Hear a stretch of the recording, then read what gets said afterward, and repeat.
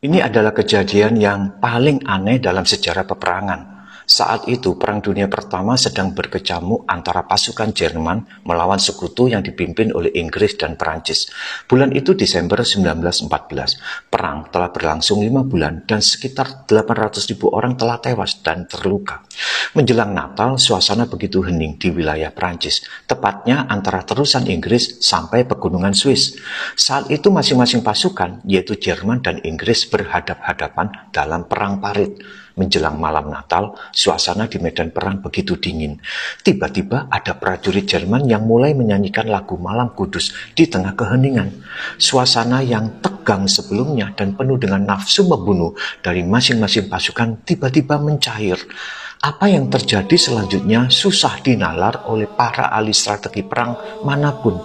Karena pada waktu fajar di hari Natal 25 Desember 1914, beberapa prajurit Jerman keluar dari parit persembunyiannya dan berjalan menuju garis pertahanan lawan di No Man's Land, yakni area kosong yang memisahkan dua parit pertahanan dari dua kubu berlawanan. Awalnya, prajurit Inggris mengira itu adalah jebakan. Namun, setelah melihat para prajurit Jerman keluar tanpa membawa senjata, mereka pun ikut keluar dan akhirnya berbaur. Prajurit Inggris dan Jerman yang pada hari-hari sebelumnya berupaya saling bunuh justru berjabat tangan saat itu seperti pertemuan dengan saudara jauh ketika Natal tiba. Tidak hanya berkumpul dan menghentikan perang, para prajurit di area kosong itu dari kedua belah pihak juga saling bertukar tanda tangan, berbagi cerutu, foto bareng, dan bahkan bermain sepak bola bersama. Untuk sejenak, kedua pihak berlawanan menjadi kawan dan memperingati hari Natal bersama, meski secara teknis mereka masih dalam suasana perang. Peristiwa gencatan senjata di hari Natal ini dikenal dengan sebutan Christmas Truce, gencatan senjata di hari Natal.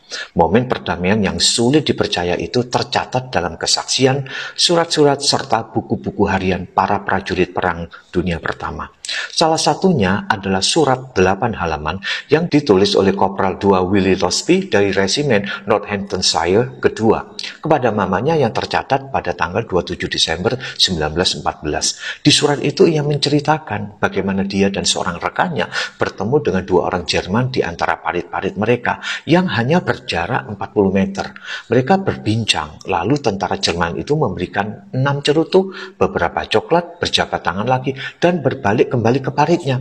Dan di surat yang sama itu pula, Willy menuliskan kalau mereka harus berperang lagi. Sebab para komandan marah atas kejadian yang tidak masuk akal ini. Perang harus dilanjutkan. Dan itulah surat terakhir yang ditulis oleh Willy karena ia akhirnya tewas dan kemungkinan besar karena peluru dari teman barunya dari Jerman tersebut.